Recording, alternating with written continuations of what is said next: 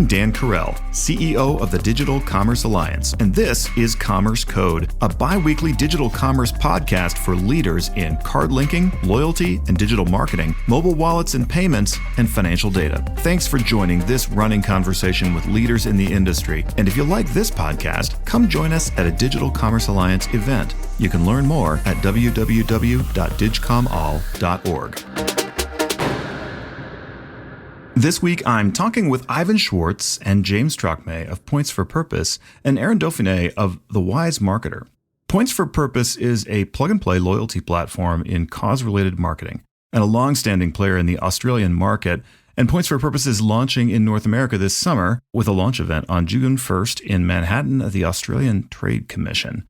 Our conversation today is about growing customer lifetime value during challenging times.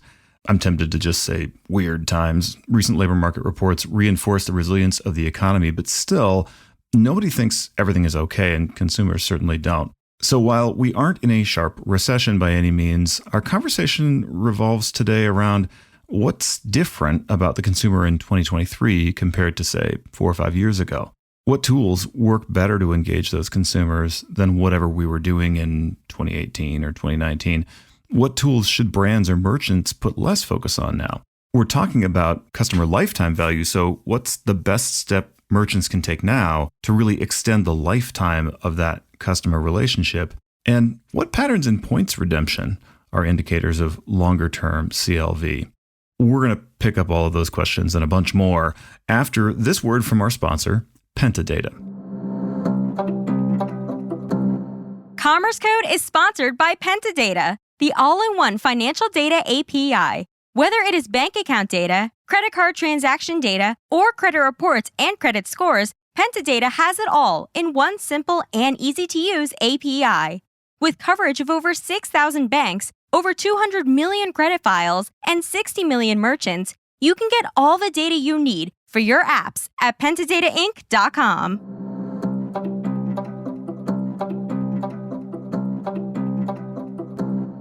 Well, I am very pleased to welcome 3 guests to this transnational episode of Commerce Code. We are talking about growing customer lifetime value in challenging times with Ivan Schwartz and James Trocme of Points for Purpose and Aaron Dauphinee of The Wise Marketer. Really interested in a great conversation that we're having here, and want to just start off by inviting each of our 3 guests on Commerce Code tonight to introduce themselves, kind of just explain maybe briefly how they're connected to this topic, which is, as I've said, growing customer lifetime value in challenging times. And then we're going to dive in. Aaron, why don't you kick us off? Yeah, great. Thanks, Dan. I appreciate you having me on the episode. So I lead the marketing and business development teams for the Wise Marketer Group. We're a customer engagement and loyalty marketing, media, and education company. I've been operating in this sector since the late 90s at a number of marketing services firms for the past, that's 25-ish years. And our business is actually made of 2 parts. So our first is our media property, which is the brand The Wise Marketer, which is the global source for unbiased customer loyalty news, research, and insights into the customer engagement and loyalty rewards industry. So this brand is about 30 years old, heritage out of the UK. And we purchased the business about 5 years ago, and it now includes thewisemarketer.com, which is our primary media publication. We also develop content and distribute it for our key partners, articles and webinars, things like that, at simplest form, but then more complex research papers as well. And then we also curate discussions around thought leadership in this topic area at proprietary events, both that we operate as well as do so for our partners.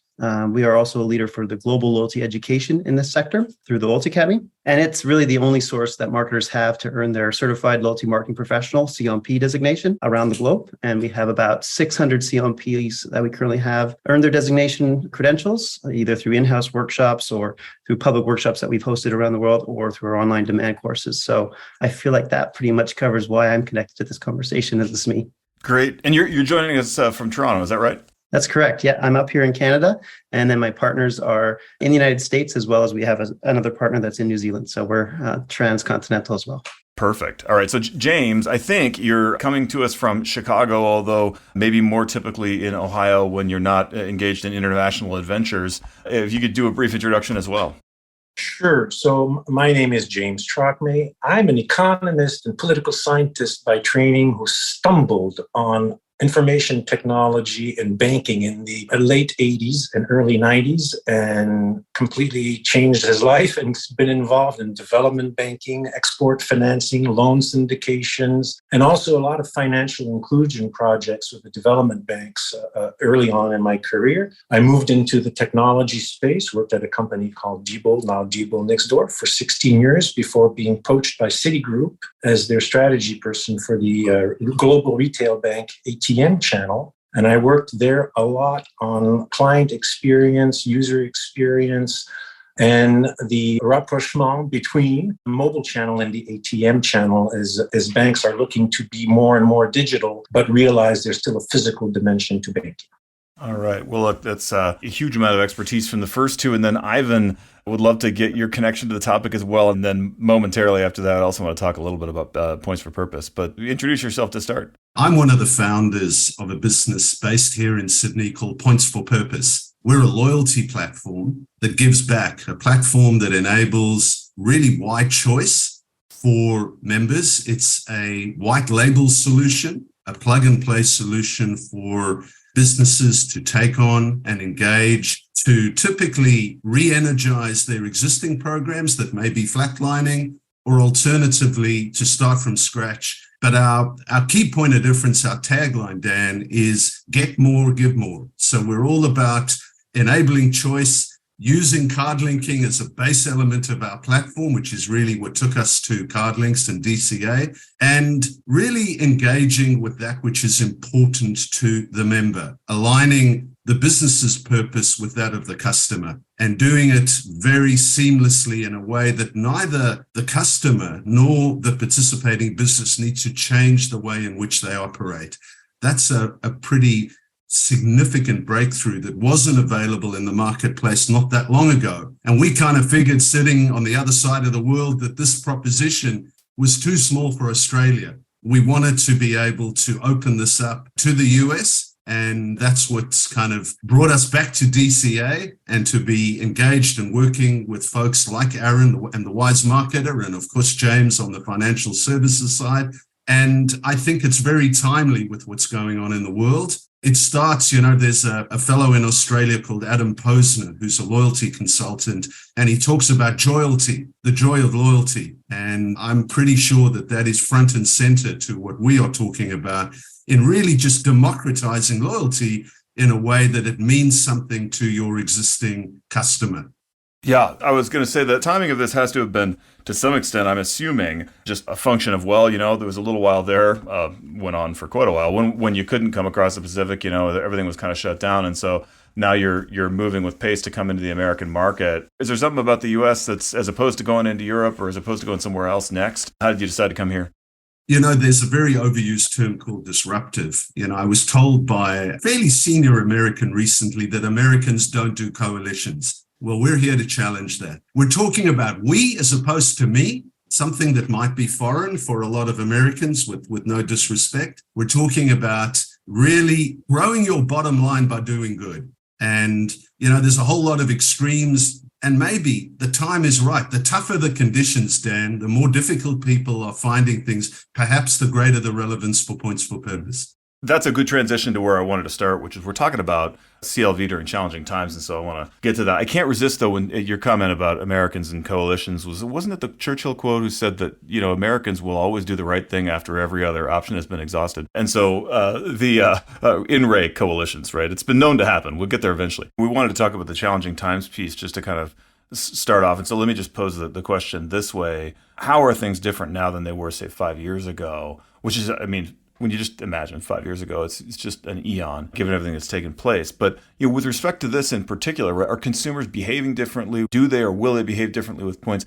I have conversations every day with people in digital commerce, and I have the sense from some organizations, huge merchants, whatever, that say, yeah, we see different behavior here now than we used to see. But I'd love to get it from your guys' perspective. Maybe Aaron and Ivan get a thought from the two of you on how's the world different in 23 as opposed to, say, 19 or 18?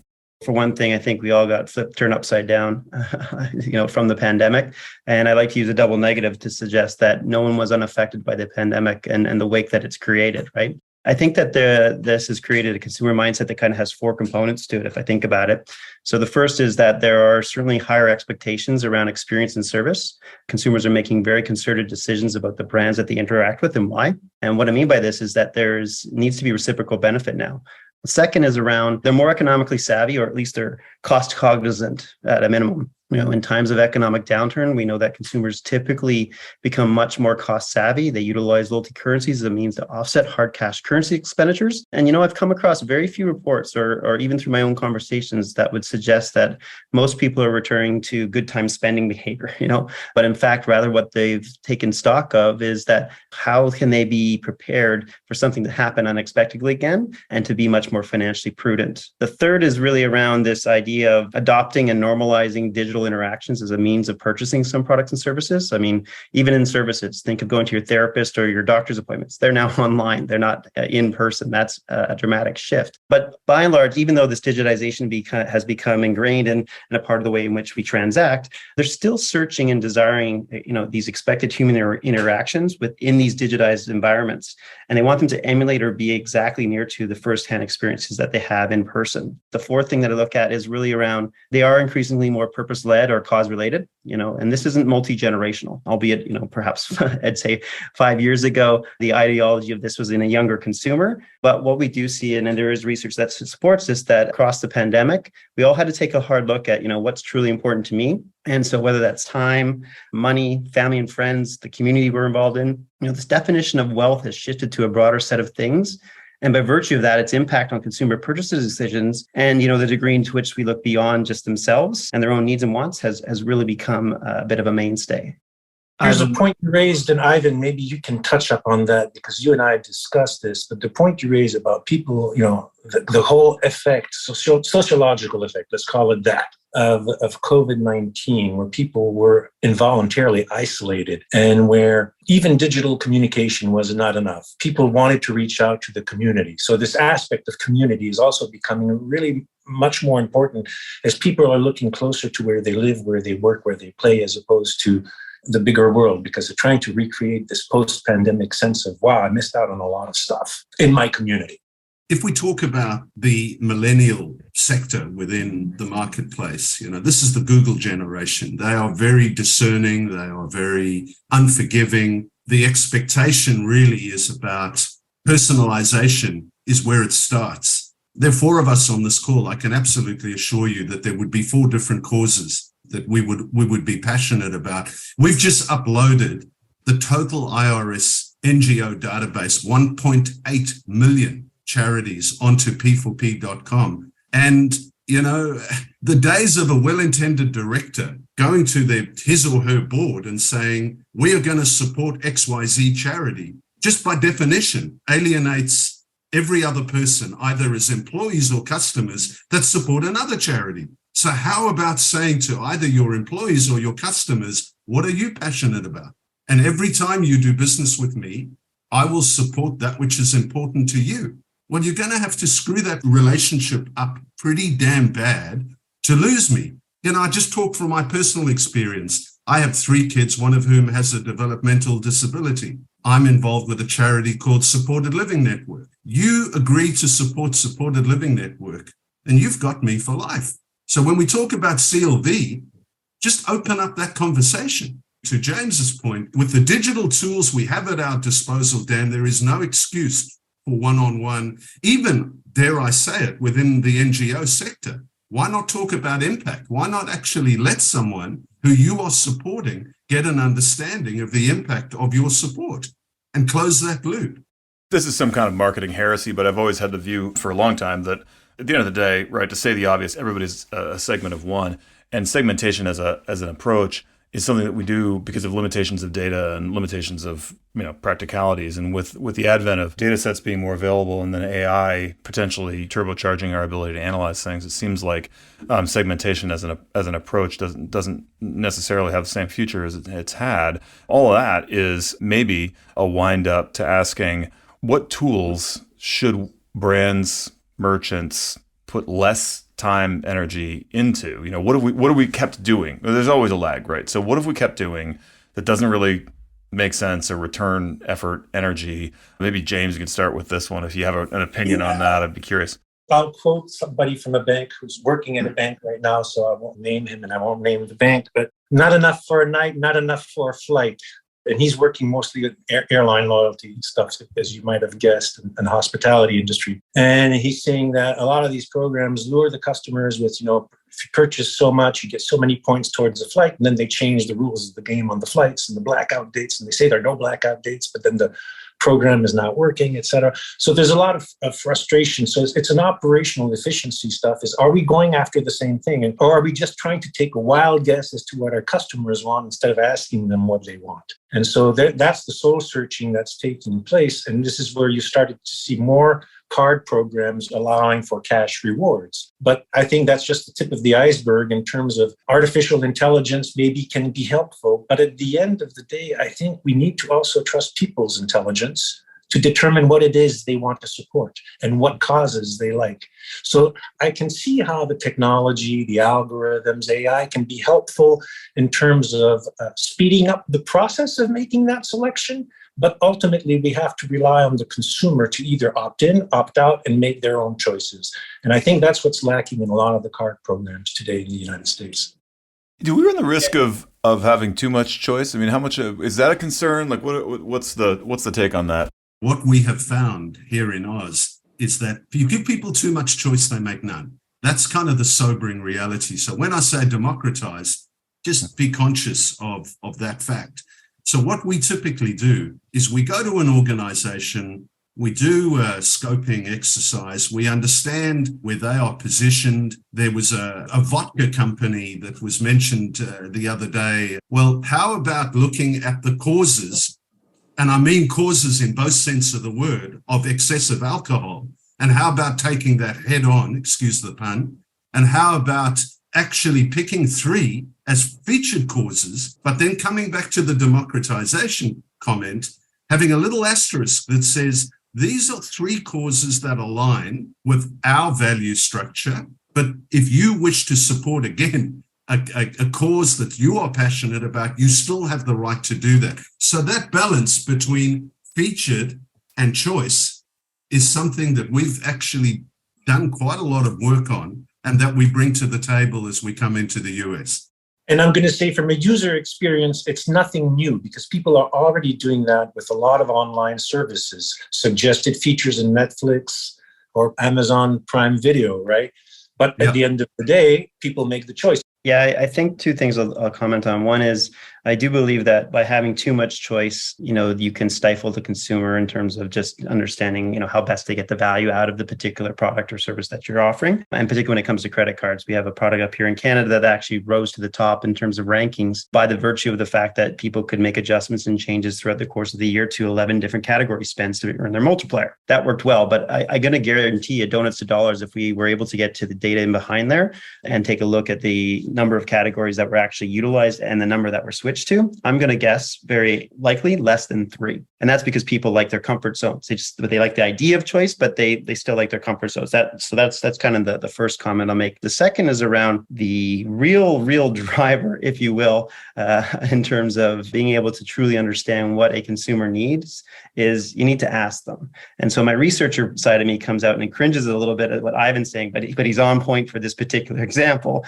In a research question, we don't want to have a bunch of stated options and then an other bucket, because now we've got to go and code and figure all that out. But in this particular instance, the transparency and the genuineness of the brand comes out and says, hey, here's what we're about in terms of purpose giving. This is for us. This is where we're at. But if you're not here at these 3, as using that particular example, we're still with you. We still want to help you. And we want to know about that. And so by asking the individual about what it is that they care about most outside of it and removing the brand orientation to being more the member or the customer oriented type of view, I think is the real path forward, because it gets to this type of reciprocal balanced relationship that we talk about in loyalty, where it's I'm giving as much to you as you're giving as much to me. And so I feel like I'm being as loyal to you as you're being loyal to me. And I think that's where AI can be most useful, is by cutting all the dead wood and getting to the point of what the program owner is trying to communicate and delineating based on the AI results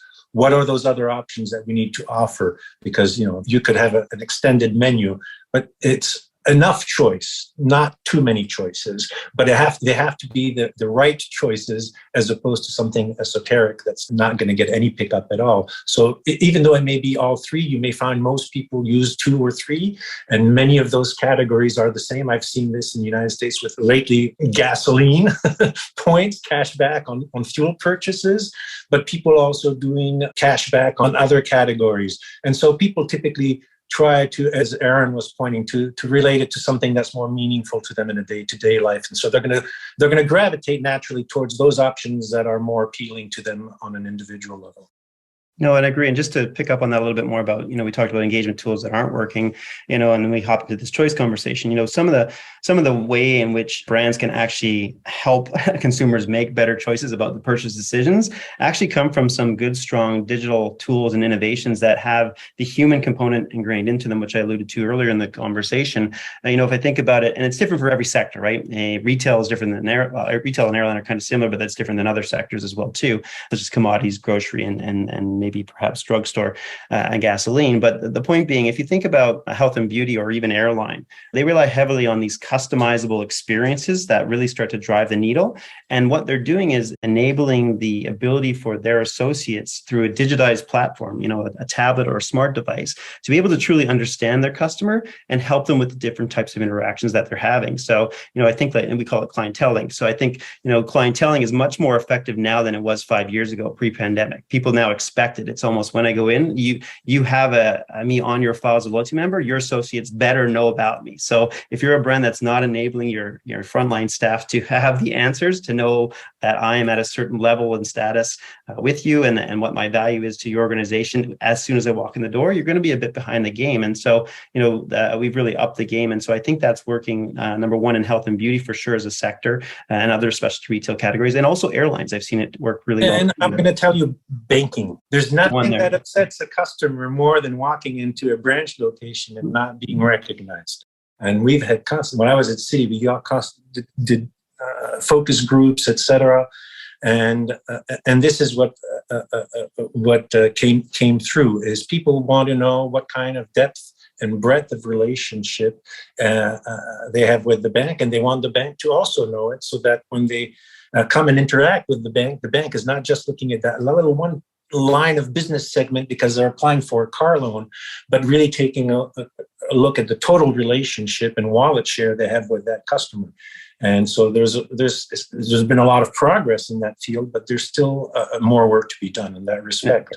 I remember one of our early conversations, again, with a senior loyalty person who will hopefully be part of our team shortly. Ex-MasterCard, been there for upwards of 10 years, knew about card linking, but really saw this at the behest of the banks. So when we talk about democratization, what we're actually saying now, Dan, is that a chain of quick service restaurants can actually now get access via card linking to the capability that was only until very recently in the hands and the control of a very few significant organizations. So the democratization is not just a function of choice for the consumer, but the enablement for mid-tier retailers who can now play at the same level as the big league with the same capability to run cashback and cause and engagement and, frankly, AI. All of these tools are now available to enable the little guy to get back up off the floor in these challenging times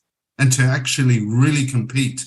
I'm just such an advocate of card linking. It's such a critical element of our solution, because without that enablement, I'd suggest the purpose element of Points for Purpose would be significantly more challenging.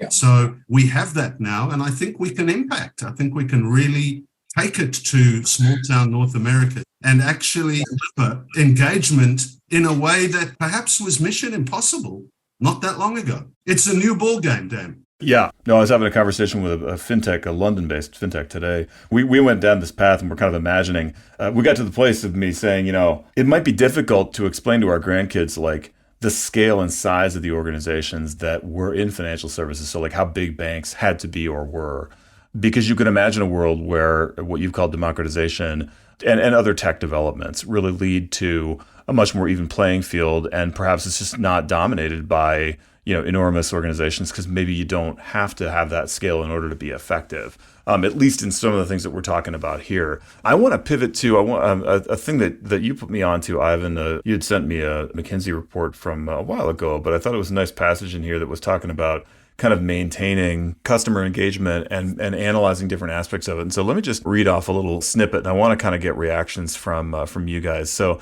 it says a typical active loyalty program member spends 10% more than someone who's enrolled but not active. But Redeemer members are spending 25% more than enrolled but inactive members. Currency or point redemption accelerates this virtuous loyalty loop as a customer achieves the reward or benefit and mobilizes to accrue more. And the argument basically you mentioned breakage before, the piece, the analysis there was kind of about that and about, hey, what can we do to take and turn more of our program members into redeemers? And, that's not the only aspect, obviously, of customer engagement, but wanted to just get a reaction, I guess, to the idea that some organizations either are resistant to or haven't gotten around to or are otherwise just not doing what they need to do in order to activate the members and get engagement. And so, I don't know, Aaron, maybe you could start with that. And Ivan, I'd love to hear from you kind of about that too. This might be maybe controversial, but I'll go this way anyway. So I don't really see resistance on taking steps towards increasing redemptions so much as I more often see brands that just really don't understand even what their members want from them. It's more ignorance than resistance, quite frankly. And, to quote one of my fave actors, Vince Vaughn, he had it right with whatever my baby wants, my baby gets, because he knew, once he knew, he took action. He knew what the individual wanted. And so, having been in this industry for, a long time, I know that there's a common point of view out there that suggests that the customer redeems is by virtue of that, they're a very loyal consumer. I don't know if I necessarily agree with that. Certainly, 20 plus years ago, this may have been the case, but I think that the psychology of redemption is now much more complex than that. And, we can't necessarily make this inference as readily. So yes, there are insights that indicate that satisfaction or member engagement or even stated loyalty to program does increase as a member gets closer to their targeted redemption. We know that's true. I've seen studies in that. In fact, it's classic, I think it's goal gradient theory by Hull who proposed this idea. And real quickly, for those who aren't familiar with it, if you're a 1,500 meter runner and you're going at a steady pace for the majority of the race, and by all intents and means, up for that last lap, you should be exhausted, right? But you enter that last lap, and as you enter into it, you start running faster, and you increase your effort, and you put more into it, and you actually speed up, and you have better performance, and knowing because you have only so much further before you cross that line. That's the construct behind goal gradient theory, and this applies to reward redemptions. We see this being true. So as an individual who's stated with the brand what they want to get as a redemption, so there's a clear understanding between the two about where they're going, as they get closer and closer, the marker or the driver, satisfaction, member engagement, whatever it is, starts to increase and performance starts to improve as you get closer and closer to that redemption amount that you're about to make. And in fact, when the redemption occurs, there's a slight lift and this feeling of joy occurs, joyalty, right? I think that's what Posner had said earlier that Ivan had talked about. And so that feels good. And so we think, hooray, they're a loyal customer. Yes, but only for a little bit of it. Not for very long. The anticipation of gratification wears off pretty fast. Yes. That's exactly right. There's studies that showcase, I used to work at Bond Brand Loyalty and headed up the loyalty report. There's studies that specifically showcase that the honeymoon is over very quickly and in fact falls off. So once a person redeems, doesn't necessarily makes them joyful and feel loyal for that moment, but it doesn't carry forward. You have to do more. And so this is where I see the inaction and the brands not being able to understand and know that they then need to take steps to making sure that this individual still feels loved, because they might be at a point where they're, like we talked about earlier, close to, the earned velocity just isn't enough in the program and they're just scraping by and they just got enough. And so they're draining the bank. Well, that's not a loyal behavior. That's someone who's just, cherry picking to get out of the program and get what they can. But that's also your fault because you didn't really put anything of value into the program for them or allow them to earn to get faster, quicker to that particular reward. So there's, you kind of have to look at yourself there. And then the second is maybe perhaps they are truly, embedded with you and they are going towards that goal and they received it. But then there's this question of like, well, what next? And so you don't want to create a moment where they potentially could think about it trying out. You, in fact, want to wrap your arms around them and say, hey, what's your next goal? What would you like to do with us next? Where do you want to go? Set that goal again and help them get there faster, quicker, and early up that points balance right away. Give them a reward of some sort. Give them an offer structure that fills the piggy bank up a bit more, gets them on their way and going. It's like your grandfather giving you $20 as you left at the door when you left at the end of summer vacation, right? It's some little gift that's on your way to being a good boy for when you come back next summer. Can I toss in that just connecting some dots here? If you're redeeming in order to get a flight or a product or whatever, a flat screen TV, then that's your own journey. But if you're redeeming to a charity or you're redeeming to a nonprofit of some kind, that can become a group activity, right? Where there are goals and they want to do certain things. They want to build a project. They want to do a thing. And that you're part of that with a group of people, right? And so that brings you together because that's got to be a part of the psychology here. Of course it is. Of course it is. I mean, just to pick up on Aaron's point, every redemption is an opportunity to cross-sell and upsell. If it's an end game of itself, and I think this is your point, Aaron, what's the point of doing it? It's an opportunity to re-engage.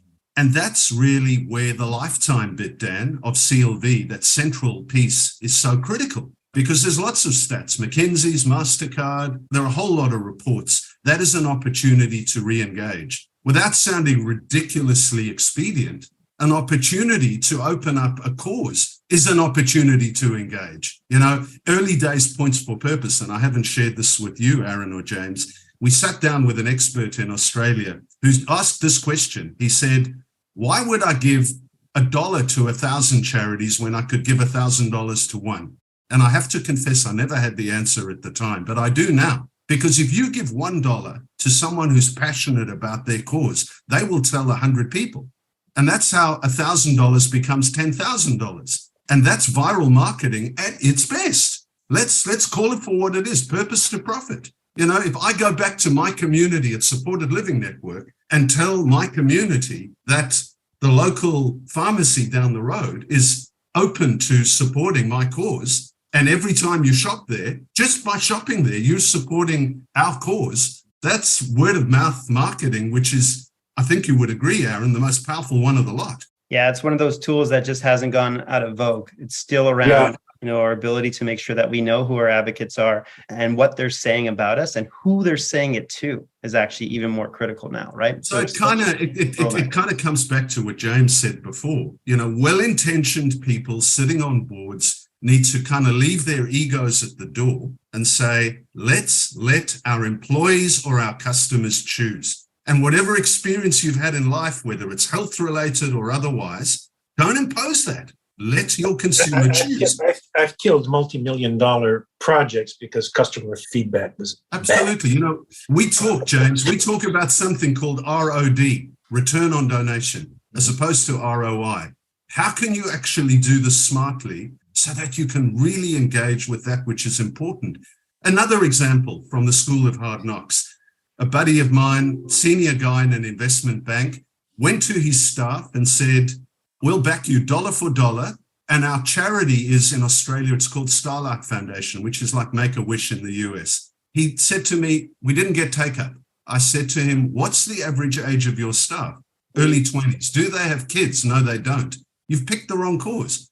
Why didn't you say to them, you choose and we'll back you dollar for dollar? He said, I said to him, I'm absolutely no doubt you would have had every one of them on board. And that's at the root, Dan, of what we're trying to bring to the table. Choice. My kind of wrapping question here was going to be, you introduced this, as I've phrased it, kind of putting the L in CLV. So how do you get to the customer lifetime value? And with that, I think there's the idea now that getting to people's values and getting to them in a tailored way or giving them informed choice, right, in a way that doesn't overwhelm is the right path. And so I wonder, and I'd love to get just a quick response from each of you, what do you think this space looks like in 5 years? Yeah, I can hop in on the market side. So when I was at Bond, with the Loyalty Report, one of the things we looked at early in the pandemic was still this idea of we to me. We saw a lot of that transition because people were just looking for redemptions that said, well, how do I use my points and what can I do?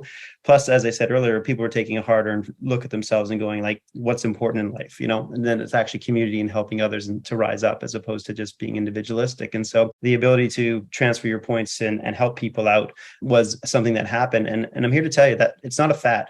this new criterion for purposeful decisions and cause-related elements is a part of the consumer purchase decisions now. For some, it plays more of a predominant role, obviously, but it's there for everybody. And in fact, we saw values-based segmentation in one of the reports that we did that looked at consumers, and there was kind of two segments that popped out for us around this values-based decision-making.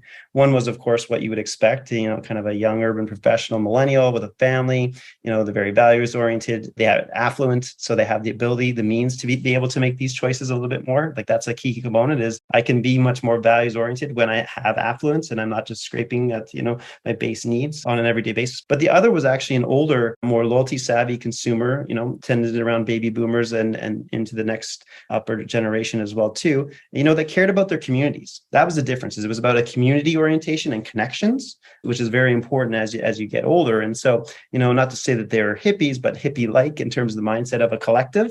And so, they were doing this well before the millennials were. The only difference is I think that the younger generation just made it cool and gave it critical mass and brought us to attention to say, hey, this is important. And back to the construct of, how do you define wealth? Well, wealth is not only just something that happens to me, it's something that happens to me and my communities, and my family and friends and the people around me now.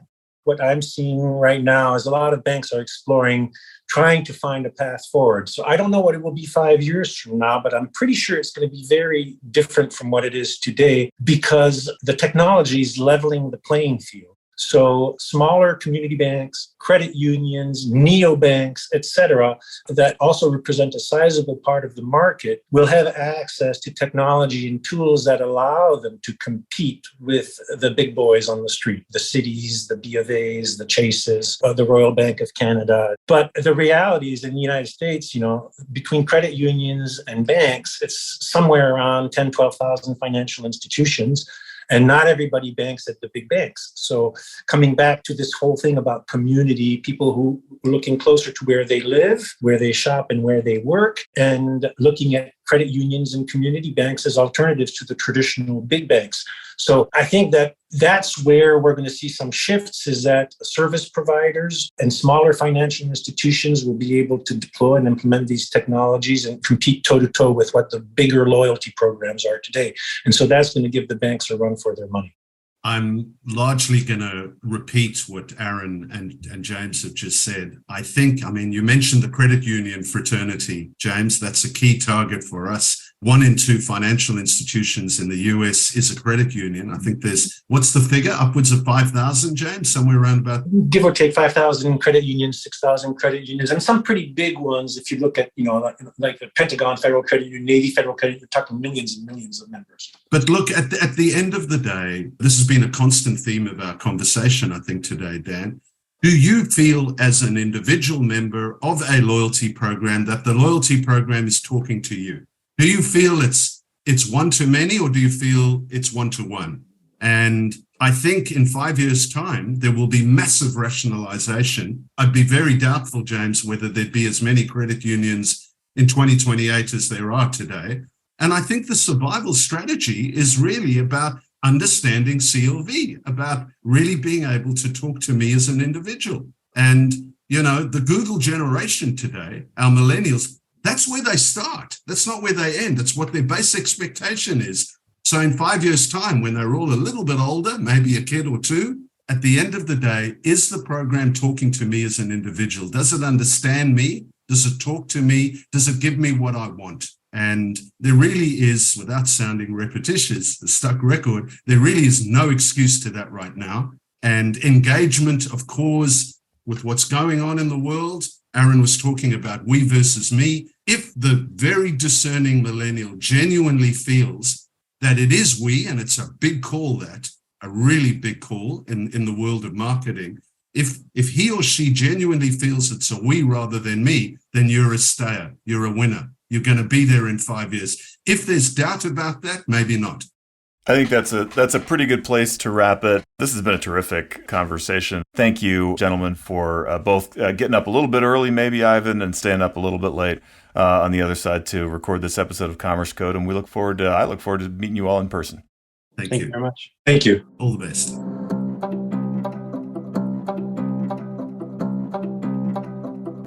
Commerce Code is brought to you in part by VantageScore. 9 of the top 10 banks and over 3,000 leading banks and fintechs use VantageScore to predict and manage repayment risk. Learn more about the latest advances in credit scoring and how to grow your lending business by leveraging financial inclusion at VantageScore.com. We got into this a little bit in the conversation, but I'm still thinking about it. There's a McKinsey report from a few years ago. It says that a typical active loyalty program member spends about 10% more than someone who's enrolled but isn't active. And then a member that redeems points spends about 25% more than an inactive member. So currency or point redemption accelerates that virtuous loyalty loop that we're looking for as the customer achieves the reward or the benefit and then mobilizes to accrue more rewards. But the report goes on to say that there's a lot of misunderstanding and a kind of a resistance among executives to taking the steps that are needed to increase points redemptions among our consumers. Now, redemptions impose a cost, of course, and it's sort of a matter of confidence in the program's overall efficacy as to whether leaders have the confidence to really make a program fully effective. We've seen through DCA member companies that with the economic pressure right now, there's really a role for building more customer engagement with innovative redemption options. And some of our members are telling us that they see that their customers are redeeming for different kinds of offers now than a few years ago, and arguably are more motivated because they're reaching out to redeem for things that are kind of more fundamental. They're less discretionary.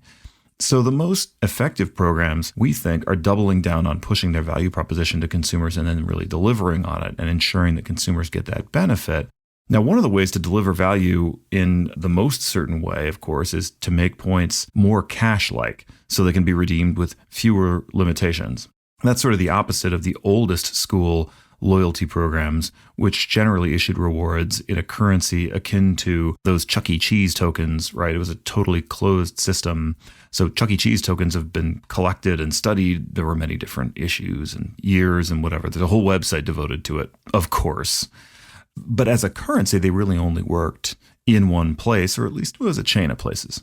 Now, rewards that can only be used in a narrow space like that are simply just not as valuable. And that makes them less potent in terms of driving the consumer behavior and the loyalty that we're looking for. So, of course, now a lot of consumer rewards are redeemable outside of the original brand, the original issuer. And yet there's still a reticence to really set points free so that consumers can use them however they please for a variety of reasons. Like, what if it drives up the cost of the program? What if it doesn't increase loyalty or purchase behavior to our program or our brand, or at least not in proportion to the access cost? You know, all due respect to Sting, if we love points programs, really, should we set them free? So at DCA, we think there's a series of questions that leaders in this space should be asking as they think about this. And here are a few. How motivated are our customers by redeeming within our program? How much breakage do we see, which is kind of a measure of that? So it's where consumers abandon points or disengage from the program. Would it help if they could make use of their points elsewhere? And would it make them more motivated to continue to earn points in our program? What would our best customers want to be able to spend their rewards on, if not on the things that we make it possible for them to redeem for? And then what redemption options could be brand reinforcing for us? So you don't have to turn stuff into a fully fungible cash-like thing. Maybe you can steer towards brand reinforcing redemption options. And then perhaps to get a better sense of the answer to those questions, is there a way that we can pilot something, just an expanded set of points redemption options with maybe a subset of our best customers? These are all important questions as we continue to navigate some choppy waters. Thanks for listening to Commerce Code. We'll be with you again in a couple weeks. Commerce Code is a bi-weekly podcast bringing you conversations with executives who are leading the way in digital commerce. If you like Commerce Code, your company should join the Digital Commerce Alliance and become part of our mission of advancing trade for good through standard setting, industry networking, conferences, and best practice sharing. Check out our website at www.digcomall.org. On behalf of DCA, have a great week.